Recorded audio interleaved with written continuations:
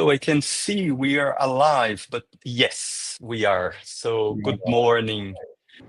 I'm pleased to welcome Professor Peter Brooks to our third International Conference on Henry James and the first Symposium on the Study of Realism and Modernism. The event is organized by the Henry James Research Center, Brazil's first and only Jamesian research group. We would like to thank the department and the program of Literary Theory and Comparative Literature of the University of São Paulo, the Brazilian Coordination for the Improvement of Higher Education Personnel, CAPES, and the Laboratory for the Study of the Novel, LERo, for their support. My name is Marcelo Pen. I am a professor at the University of São Paulo. So here we have Professor Peter Brooks. He is a professor emeritus at Yale University and one of the most prestigious literary critics, whose interests extend beyond literature to psychoanalysis, law, politics, sociology, and economics. He received his BA and PhD from Harvard University and has taught at several institutions, including Princeton, the University of Texas at Austin, the University of Copenhagen, and the University of Bologna. His many prizes and acknowledgements include the Officier de Palme Académique, an honorary doctorate from the École Normale Supérieure, and the Andrew W. Mellon Foundation Distinguished Achievement Award. Among his numerous publications are The Melodramatic Imagination, Reading for the Plot, Psychoanalysis and Storytelling, Balzac's Lives, and Henry James Goes to Paris, the latter being a companion piece to his most recent Henry James Comes Home. He's here to discuss this latest book, released in April, as well as some of James's ideas regarding his travelogue, The American Scene, which Brooks considers, quote, one of the most penetrating sociological analyses ever written about the United States, unquote. Em português, lembrando que se vocês quiserem, escrevam no chat do YouTube, tiverem perguntas ao professor. Em português nós tentaremos traduzi-las, temos um tempo muito limitado, mas tentaremos enviá-las, sendo possível, para ele. And thank you. And here you have Professor Peter Brooks. Professor. Thank you very much, Marcelo, for that kind introduction. I wish I could do this in Portuguese, but I cannot. So Henry James's trip back to America in 1904, 1905 was surprising. He was a 60-year-old man, well settled in England, in the old and dignified house, Lamb House, that he had bought in the small town of Rye in Sussex, where he lived with his 5 servants. Suddenly, he was seized with nostalgia for the native land he had abandoned 30 years earlier to settle as an exile, first in Paris and then in London. What did this mean? How could he make that trip all alone? He was very worried about the travel alone. He was used to having his man, his valet, lay out his clothes for him in the morning and so on. As he wrote to his brother William, can we have the next slide, please, Natasha? My native land, which time, absence, and change have in a funny sort of way made almost as romantic to me as Europe in dreams or in my earlier time here used to be, the actual bristling, as fearfully bristling as you like, USA, have the merit and the precious property that they meet and fit into my creative preoccupations, and that the period there, which should represent the poetry of motion, the one big taste of travel not supremely missed, would carry with it also the possibilities of the prose of production, that is, of the production of prose, such as no other mere bought, paid for, skeptically and half-heartedly worried through adventure by land or sea would be able to give me. And let me mention here that William, his brother, famous philosopher and psychologist who was a professor at Harvard, had been discouraging him from coming, saying that he'd find American manners and ways of speaking loathsome. there would be much to say about that very fraught sibling relations between the two brothers, a mix of real affection, but also venom. And we might return to that later if we have time. So Henry saw this trip back to the States as a chance, among other things, to do some profitable writing. He said he has nothing more to say about Europe or even the Near East, whereas America has become exotic over the years. But beyond that, America has emerged as a world power in a way it never was before. It's changed enormously since he left it. It's lived through its gilded age, as Mark Twain called it. The railways have stretched across the country. People have made immense fortunes. Industry has developed, and so on. So Henry undertook a trip not only to America, but a trip of continental dimensions. He went all the way south to Florida, west to California, up the West Coast to Seattle, alone, and all of it by train. He overcame his anxiety, and he did it, though, as he said, he nearly broke down on the 3-day train trip from Chicago to Los Angeles. The trains took you everywhere then, which is no longer true, but they were not very rapid. And so his trip was recorded in this very strange book. Next slide, please, Natasha. The American Scene, which was published in 1907 by Harper Brothers in America and by Methuen in England. And that's important for reasons I'll come back to. Actually, the moment he arrived in New York, he was summoned to come to the Jersey Shore by the owner of Harper Brothers, a certain Colonel Harvey, had been in the Army, then made an immense fortune in railroads, and among other things that he bought was a publishing house, Harper Brothers, and he loved being surrounded by literary figures. When James went to the Jersey Shore to stay with him for 2 nights, there was Mark Twain also. And so his initiation to America was meeting, again, he already knew him, Mark Twain. So this was supposed to be the first of 2 volumes. The second was going to be called The Sense of the West, but it never got written for reasons that are not clear.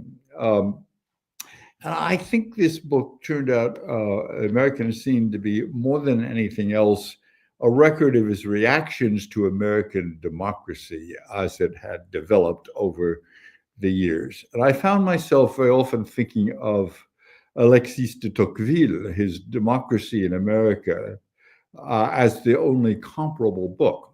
But of course, they're very different.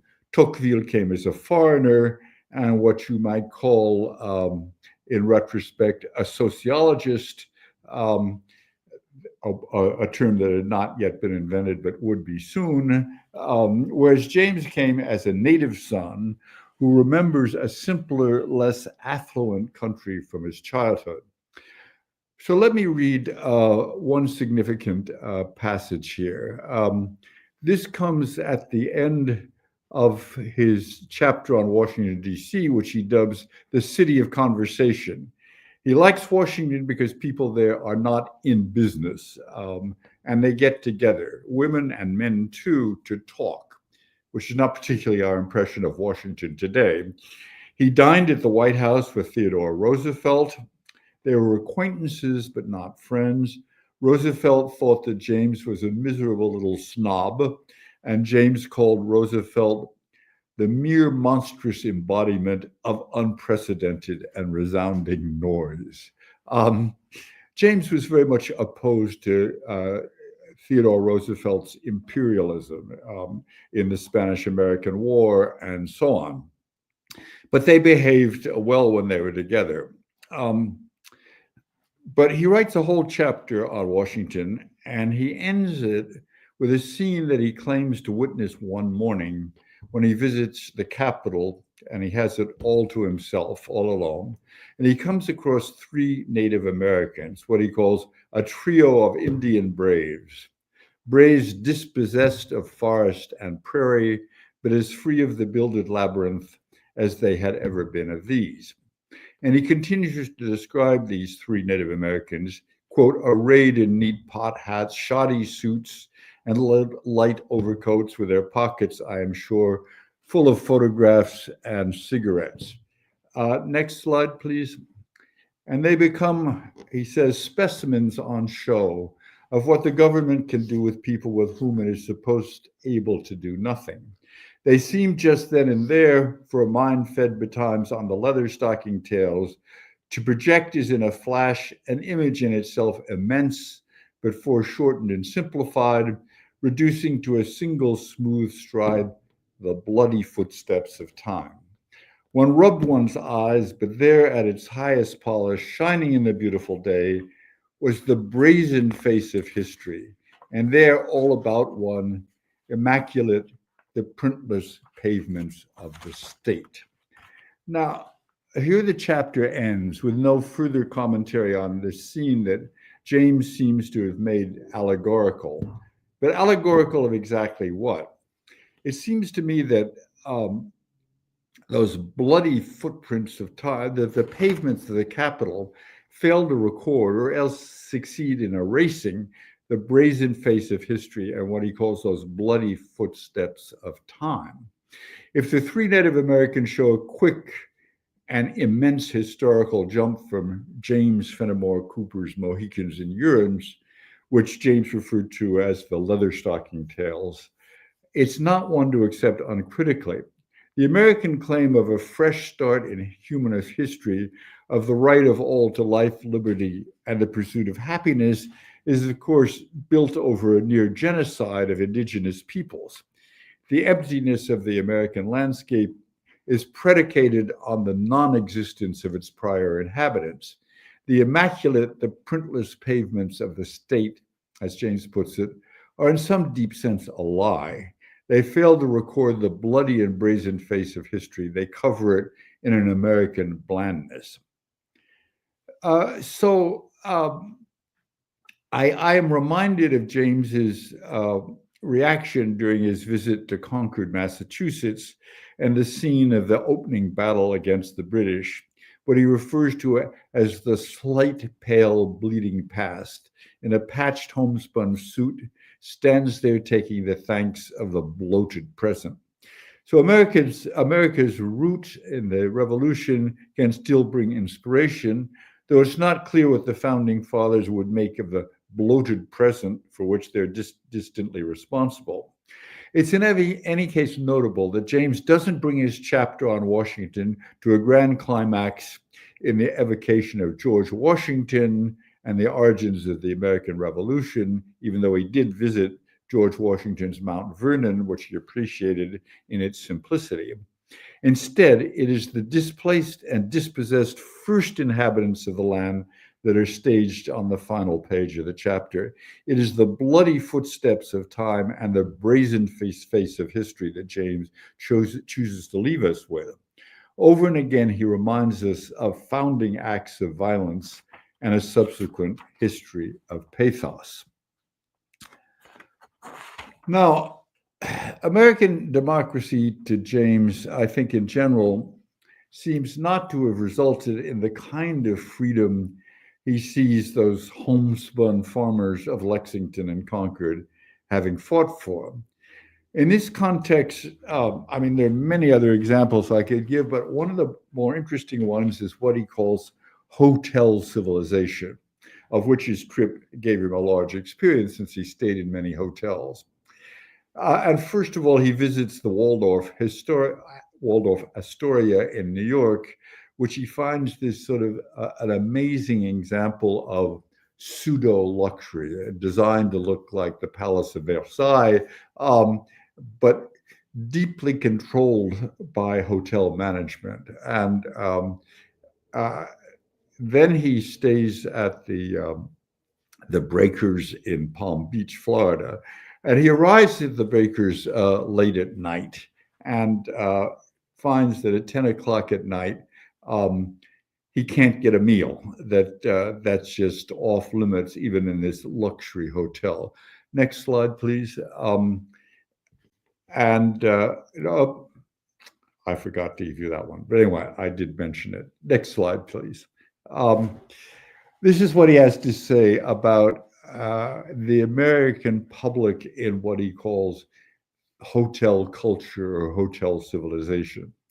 Beguiled and caged, positively thankful in its vast vacancy for the sense in the definite horizon of a cage, were there not yet moments, were there not cases and connections in which it still dimly made out that its condition was the result of a compromise into the detail of which there might someday be an alarm in entering? The detail of the compromise exacted of the individual throughout American life affects the observer as a great cumulative sum, growing and growing while he awaits time and opportunity to go into it. The jealous cultivation of the common mean only, the reduction of everything to an average of decent suitability, the gospel of precaution against the dangerous tendency latent in many things to become too good for their context, so that persons partaking of them may become too good for their company. The idealist form of all this glimmered for me as an admonition or a betrayal through the charming Florida radiance, constituting really the greatest interest of the lesson one had traveled so far to learn. James's late prose is never easy, but what you take away from this is the feeling that the luxury represented by these hotels, such as the Breakers in Palm Beach, which, by the way, was the creation of James Flagler, who had built the South Coast Florida Railroad, in part with convict labor, in order to serve these magnificent hotels that he built, that it's a kind of pseudo luxury controlled, and it's in these hotels that Americans are learning what to think luxury is and what to aspire to. I mean, it's what we now call the entertainment industry, and he finds it absolutely stultifying. And again, as you know, as in Washington as well, he finds that American culture, which was supposed to be built on the realization of the individual, is just the opposite. That it's all creating an artificial sense of individual and his needs. He also has much to say about the buildings of the Gilded Age. He predictably didn't like the skyscrapers and the elevators that made them possible, what he calls the packed and hoisted basket that you have to get in. And he found the New York mansions of the Gilded Age robber barons. Next slide, please. That's the Astor Mansion on Fifth Avenue. And there's a whole row of them built by Vanderbilts and others on Fifth Avenue, that they looked insubstantial. They didn't correspond to any native style, and they were doomed to destruction in the near future. And he was absolutely right. These massive mansions of stone only lasted on the whole for 30 or 40 years. And then he stayed at the William K. Vanderbilt's Biltmore House. Next slide, please. In Asheville, North Carolina, in the middle of the winter. This is still the largest private dwelling in the United States, based on the Chateau de Blois in the Loire Valley in France. It was bound in snow and ice when he was there, and poor Henry James was afflicted with the return of his gout in his foot. And he described it in a wonderful letter to Edith Wharton. I won't read the whole thing. He says to her, "It's in effect like a gorgeous practical joke, but at one's own expense, after all, if one has to live in solitude in these league-long marble halls and sit in alternate Gothic and Palladian cathedrals, as it were." He also went back to Newport, Rhode Island, where he had spent some very happy years of his youth. Newport was a kind of interesting and rather cosmopolitan small American town. But since his time, the so-called cottages of the New York wealthy had been built. Next slide, please. That's Ochre Court. And next, please. And the Breakers. And next, Marble House. This was Alva Vanderbilt's concoction. These were immense structures modeled on the Chateau of the Loire Valley, or in this case, on the Trianon Palace. Each of them required some 30 servants to keep them going during the summer season. And of course, they stood empty the rest of the year. James' comment on them plays on the judgment that they're white elephants, that something that is decorative, but you can't do anything with it, and they take up a lot of room. Next slide, please. They look queer and conscious and lumpish. Some of them as with an air of the brandish proboscis. That's James playing the metaphor out to its outer limits, right? Some of them look as if they have an elephant's trunk, really grotesque, while their averted owners, roused from a witless dream, wonder what in the world is to be done with them. The answer to which I think can only be that there is absolutely nothing to be done, nothing but to let them stand there, always vast and blank, for a reminder to those concerned of the prohibited degrees of witlessness and of the peculiarly awkward vengeances of affronted proportion and discretion. So this is a judgment not only on those houses, I think, but on the whole of this nouveau riche class that can only express itself in sort of over-the-top buildings, which are empty most of the year. So James had been worried from the very beginning about the cost of this trip. James was always worried about money. I mean, he's someone who tried to live off his writings, and a lot of his writing didn't make that much money, especially his novels. His short stories, his magazine work was more profitable. He undertook a Midwestern tour, lecturing in St. Louis and Indianapolis and Chicago and South Bend, and found that he could make good money as a lecturer. And the subject of his lecture in all these Midwestern towns was, of all things, the French novelist Honoré de Balzac, dead for half a century and not exactly what Americans might want to hear about. That lecture is called the Lesson of Balzac. And though I still think it was a very odd choice of subject for his American lectures, it turns out to be, in a profound sense, also about freedom.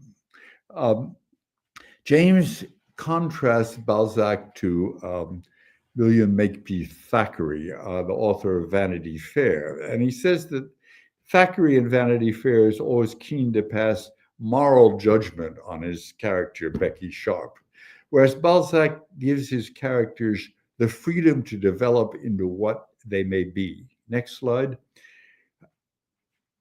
It all comes back, he writes in the Balzac lecture, in fine, to that respect for the liberty of the subject, which I should be willing to name as the great sign of the painter of the first order. Such a witness to the human comedy fairly holds his breath for the fear of arresting or diverting that natural license. If such an induction as this is largely the moral of our renewed glance at Balzac, there is a lesson of a more essential sort, I think, folded still deeper within, the lesson that there is no convincing art that is not ruinously expensive. So Balzac's art is enlisted in a notion of freedom. And as he says, it's enormously expensive. It takes the whole of the novelist to make it work. Now, let's see. I don't want to ramble on too long, but there's more that I'd like to talk about. William and Henry, for instance, they were together at William's farmhouse in Chicago, New Hampshire, when Henry first got to the States, and then later in their large house on Irving Street in Cambridge, Massachusetts. And then while Henry was lecturing in Chicago, William suddenly took off for Greece, as if to say that the continent was too small to hold the two of them. I won't go into this further now, but we can come back to it if you want in discussion. I mean, it's the most extraordinary case of both sibling affection and sibling rivalry that I know. There would also be much more to say about California, which James found unexpectedly beautiful. When he first got to San Diego, he wrote a letter to his sister-in-law and said, "Why didn't anyone tell me California was so wonderful?" And he writes, "That wondrous realm kept suggesting to me a sort of prepared but unconscious and inexperienced Italy, the primitive plate in perfect condition, but with the impression of history all to be made." That is the photographic plate waiting for the impression of history. But he found, alas, that society in California was totally inane and not up to the beautiful landscape. But I want instead to go to the very end of this book, The American Scene, to pages that were not published in the American edition by Harper's, but only appeared in the English edition published by Methuen. These are pages where he meditates on his railway journey through America, and then he speaks first as a Native American, what he calls a painted savage, lamenting on what the colonizer has done to the land. Next slide, please.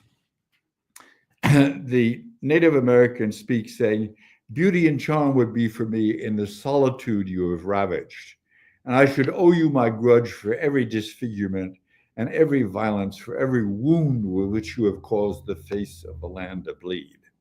This is becoming quite violent. Next slide.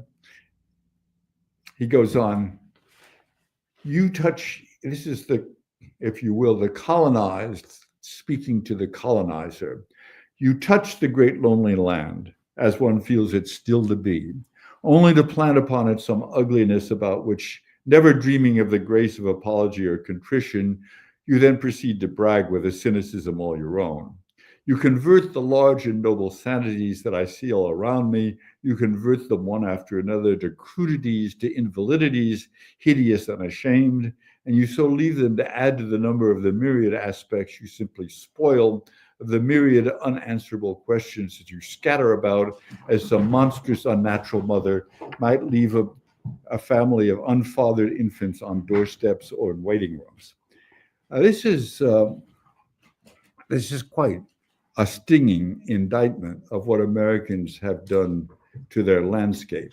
It's a landscape which is developed without the ordered rule of feudalism that's gone directly from the colonization of the first settlers to this burst of urbanization and railroads and the scattering around of what he calls crudities and invalidities. Still true, I think, of the American landscape. And then at the very end, he's going to apostrophize the Pullman car in which he's been riding, which he compares to the box in a theater. He's sitting in this, what he realizes is a luxurious theater box, looking out at the generally impoverished landscape and impoverished population, particularly in the American South. And next slide, please. He finally addresses himself directly to the railroad car and says, "You deal your wounds. That is the trouble, as you say, in numbers so out of proportion to any hint of responsibility for them that you seem ever moved to take, which is the devil's dance precisely, that your vast expanse of level floor leads you to caper through with more kinds of outward clumsiness, even if also with more kinds of inward impatience and avidity, more leaps and bounds of the spirit at any cost to grace than have ever before been collectively displayed. Is the germ of anything finely human, of anything agreeably or successfully social, supposedly planted in conditions of such endless stretching and such boundless spreading as shall finally minister but to the triumph of the superficial and this apotheosis of the raw." So James finds that Americans have failed to implant an ordered vision on the land as on their society. He anticipates, I think, that famous last page of Scott Fitzgerald's The Great Gatsby, with its vision of a pristine Long Island just before the settlers land. Quote, "For a transitory enchanted moment, man must have held his breath in the presence of this continent, compelled into an aesthetic contemplation he neither understood nor desired, face to face for the last time in history with something commensurate to his capacity for wonder." And that's just about where James ends, with this kind of stunning indictment of the failure of the United States to create a true civilization. But I don't want to end there. I want to end with what he calls the bribe to submission, which seems to me an absolutely crucial passage in his book. Next slide, please. Next slide. What prevails, this is what he calls the bribe to submission. What prevails, what sets the tune, is the American scale of gain, more magnificent than any other, and the fact that the whole assumption, the whole theory of life, is that of the individual's participation in it, that of his being more or less punctually and more or less effectually squared. To make so much money that you don't mind anything, that is absolutely, I think, the main American formula. Thus, you're making no money, or so little that it passes there for none, and being thereby distinctly reduced to minding amounts to you being reduced to the knowledge that America is no place for you. And that's where I'll end. But I'm happy to go back over any of the questions I've raised or any other in the book. Thank you for listening. Thank you so much, Peter, for your illuminating talk. And I again invite the audience to forward questions to Peter. I don't have any here, so perhaps I had one question that I'd formulated before, but I think you more or less answered to that. So I'm thinking about this last portion of the book, melodramatic, with powerful images. What do you think were the reasons for the publisher there in the United States not to print them? Even if you don't have an answer, maybe you could elaborate a little bit on that. That's a good question. And there's a good deal of scholarly disagreement about why Harper's didn't publish the ending. Some people think they never got the manuscript. I mean, everything was mailed, of course, no email at the time. But I think it's quite obvious why Harper's wouldn't want to publish that ending. I mean, Colonel Harvey, was a very enthusiastic participant in Gilded Age America. And this is just such a negative view of how the country had developed. I think he just quietly dropped these pages, but of course, the English didn't have the same problem with them. You often feel this book, which was written after James returned to England after his trip, is more addressed to the English than to Americans. Though he considered it addressed to Americans, he must have realized that it was going to raise the hackle of Americans very much. And it's interesting to look at the reviews. As Leon Adel, James's first biographer, says, the reviews were extraordinarily tepid. And I think it's partly because it's a very difficult book to read. I mean, as you know, James's late style, this is written just after the Golden Bowl. James's late style is not easy to decipher. And in this book in particular, he's very wary of saying things outright. It's all largely imagistic and metaphoric in his developments. And you have to read it with a great deal of attention to understand what his indictment of America is. And I think, many of the daily book reviewers in America just didn't have the time to go through it and figure it all out. There were a few who found it deeply offensive. And I think it is a deeply offensive book in many ways. He really finds that the promise of America has not been realized. What would he say? What would he say at the moment? I'm not sure. Yes, I was wondering about that as well. And what were the lessons we could take from James's observations for thinking about America today? Yes, sorry. No, I think that's right, and he might see in Donald Trump a development of the worst aspects of Theodore Roosevelt, the ones that he didn't like. Theodore Roosevelt's a very complicated figure in American history and did a lot of good and as well as a lot of bad. The present incarnation has no good in him at all, so far as I can see. Yeah. We have some questions that, yes, first of all, from Gabriel Jimenez de Godoy, who's studying Henry James, and especially the Golden Bowl. So he asks, how would you say the transition occurs from the major phase novels to the non-fiction writings about the US? Well, I think... continues.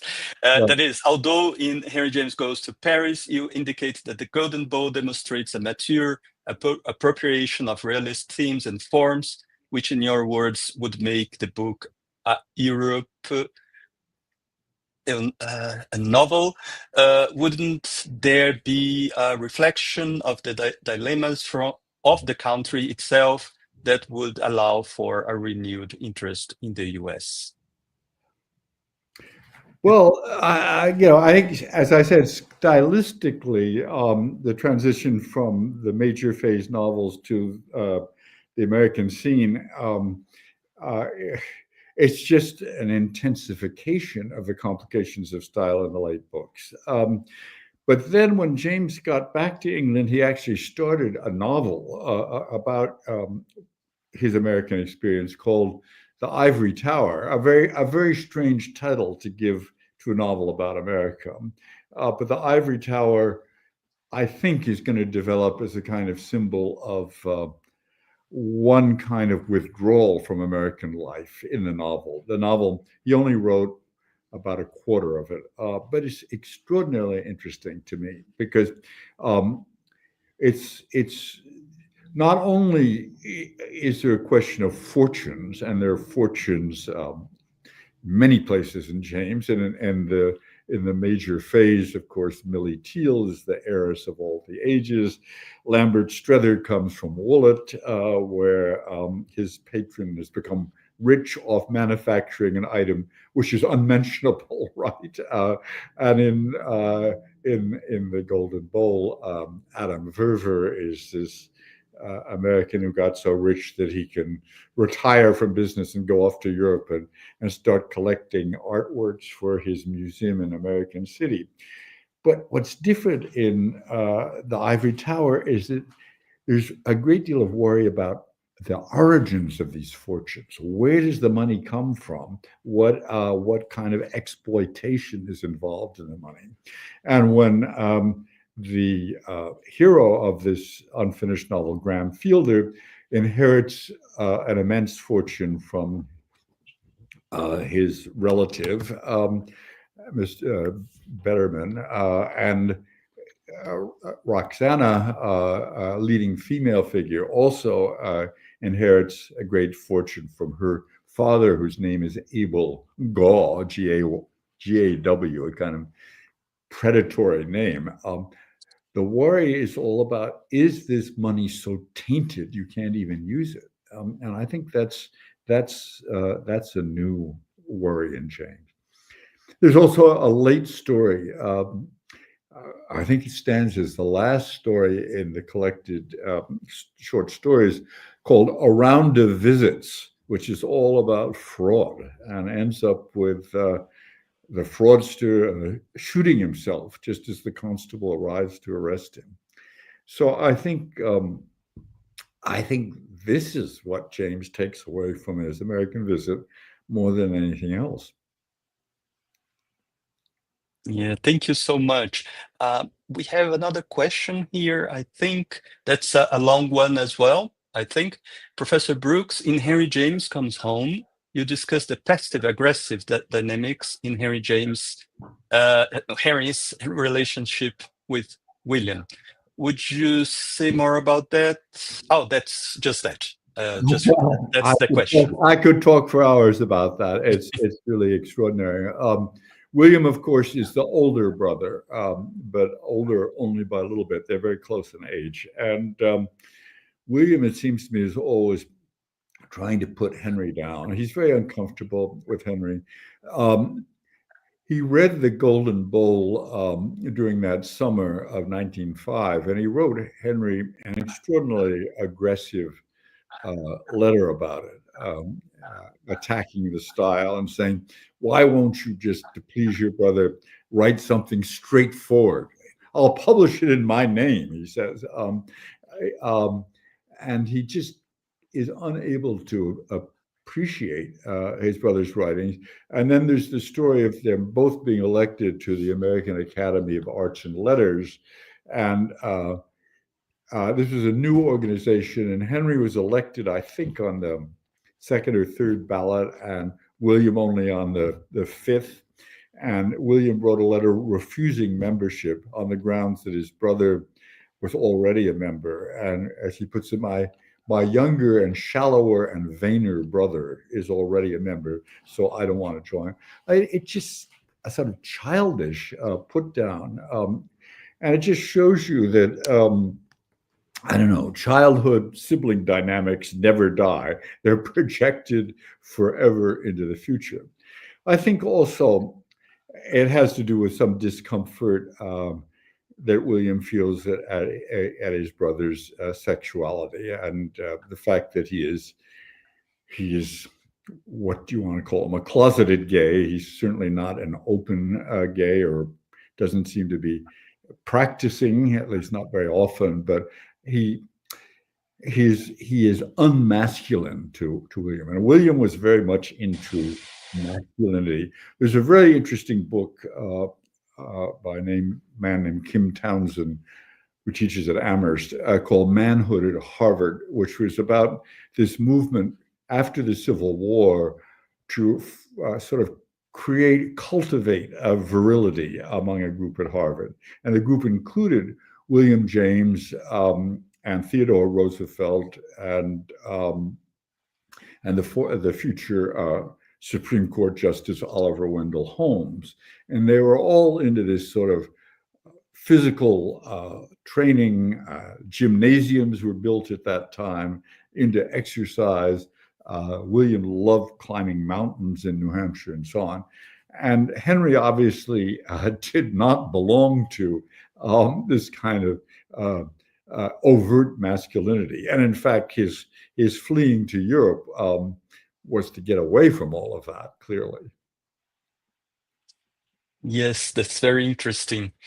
But I think also this extreme act of kindness, brotherly love that William did, traveling to Europe to get James back home when James was suffering from a severe bout of illness, of depression.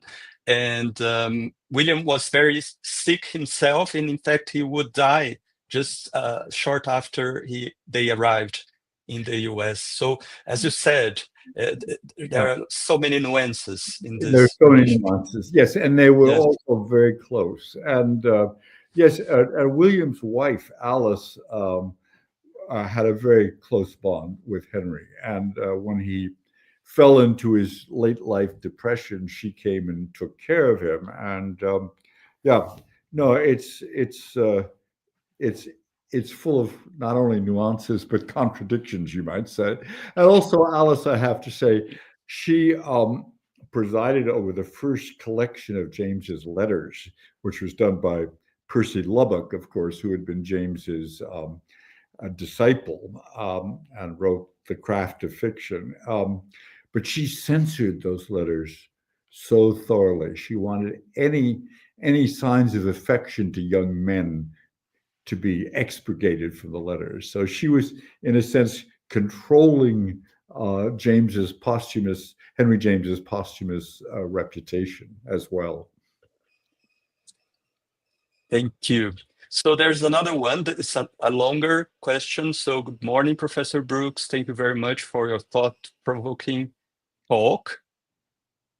You mentioned that one of the important differences between Tocqueville and James is that the former visited the United States as a foreigner, while James returned after, in fact, a little less than 25 years as a native. However, in the preface of The American Scene, James presents himself as someone who holds an advantage over both natives and ordinary foreigners. He's a native outsider, and this ambivalence grants him a privileged perspective. So that's the question. Do you think we could call this ambivalence cosmopolitanism? That's the question, sorry. Precisely the kind of cosmopolitanism that Roosevelt attacks in his text True Americanism. That's a very sharp question, and of course you're right. Cosmopolitanism, James is nothing if not cosmopolitan. In fact, in a way, he's a definition of cosmopolitanism, right? And he's at home everywhere he goes, and in Italy and in France and so on. And Roosevelt, in his True Americanism talk, deplores cosmopolitanism. It is not building America. Yes, and another representative of cosmopolitanism to Theodore Roosevelt was Henry Adams. Henry Adams, who was a longstanding friend of Henry James, with whom James stayed when he was in Washington. He stayed in Adams' house. And Roosevelt actually comments on both James and Adams in the same sentence, says they are both representatives of the kind of cosmopolitanism that was very bad for the character of John Hay. John Hay was the friend of both of them. John Hay lived right next to Adams in Washington. And at the time James was in Washington, John Hay was Secretary of State. And Roosevelt was quite critical of his actions as Secretary of State, thinking that he was too cosmopolitan, too diplomatic, and not enough devoted to true Americanism and the imperial project. Yeah, very good. Thank you. Sorry, Louisa, I think I butchered a little bit your question, but Professor Brooks answered very, very well. I think we have time for one last question. Again, Gabriel. So he asks, could you say a bit more on how the return of the United States allowed James a new perspective on the previous generation of writers of his country, Hawthorne above all, and then oh yeah, that's the end. Yeah. Okay. I mean, that's an interesting question. I'm not sure that James had time to sort of work out a new perspective on the previous generation of writers in his country after he got back. As for Hawthorne, he met Hawthorne's son, Julian Hawthorne, in Los Angeles, of all things, just by chance in the hotel lobby. And then they spent the day together, and James said he wanted to see the Pacific Ocean. So they took the electric trolley car down to Marina del Rey, and looked at the Pacific. And James quoted Keats' sonnet. And then they, according to Julian Hawthorne, they had lunch on a piece of pumpkin pie, followed by a cigarette in Marina del Rey. It's kind of an amazing little vignette if you think about it. James lunching in Marina del Rey at the far western tip of the United States with Hawthorne's son, this son of old New England. But I'm not sure that James has that much to say about American writers after he gets back. I mean, he met a number of them, including Hamlin Garland in Chicago, and they have things to say about James, but I don't have the sense that James has a great deal to say about them. I mean, his book on Hawthorne is, of course, much earlier, and Hawthorne remains an enormous influence on James throughout his life, and I think his sense of evil has a great deal to do with Hawthorne. But I'm not aware that he comments that much on American writers after he gets back from his trip. If he had written the second volume of The American Scene, maybe. No. Thank you. Maybe we have a couple of minutes to discuss a little further. This image of the hotel civilization, I think it's very strong, and the empty facades of the buildings and the skyscrapers. And you just read another portion of his American Scene. Maybe another image that could be related to that, but in an opposite way, would be this monstrous, unnatural mother in the United States as this very melodramatic image. So what can we take from this clash of images and the ideas that James wants to put forward with them? That monstrous, unnatural mother who scatters these infants everywhere. It's almost a terrifying image, right? And it suggests irresponsibility and a kind of population of the land without paternal authority, for one thing, which is a theme that comes back again and again in the American Scene. The absent male, the absent father. I mean, it's almost a Lacanian notion of the père absent, and where's he going? He's going to make money, of course. He's a businessman. Yes, and it means that all the cultural work of America has devolved upon women, and that might be all right, except it's too much of a burden for women. Right? They can't handle it all alone, and I mean, I don't know quite what to make of it. It is a condemnation of a land that has not managed to put together a kind of equilibrium of society. And hotel civilization is a good example of it, because it's the entertainment industry telling you, or the hospitality industry, we would now say, telling you how you've got to enjoy yourself. And if you don't enjoy it, then America's not for you, right?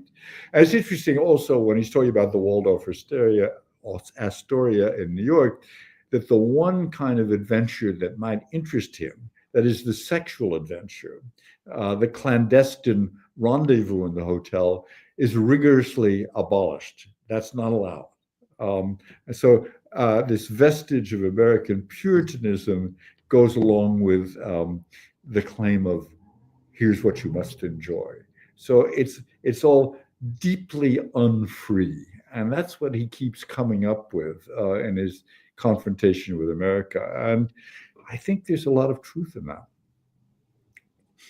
Thank you so much, Professor, and thank you all. And thank you, Peter, especially for finding time to talk to us before your extensive travels tomorrow. I know you don't have much time at the moment, so I hope safe travels. Thank you. I wish I could Yes. be with you in Sao Paulo, but it just didn't work out timing-wise. Yeah, unfortunately, but next time we were talking about that. I hope you can come to be with us. I would love to. And yeah, thank you. And to you, stay tuned for our next panels and lectures. We're going to have apresentações presenciais na sala 261 do prédio de letras, and also by through here in the YouTube channel. Thank you so much. Thank you, Peter. Thank you all. Thank you very much. Bye-bye. Bye.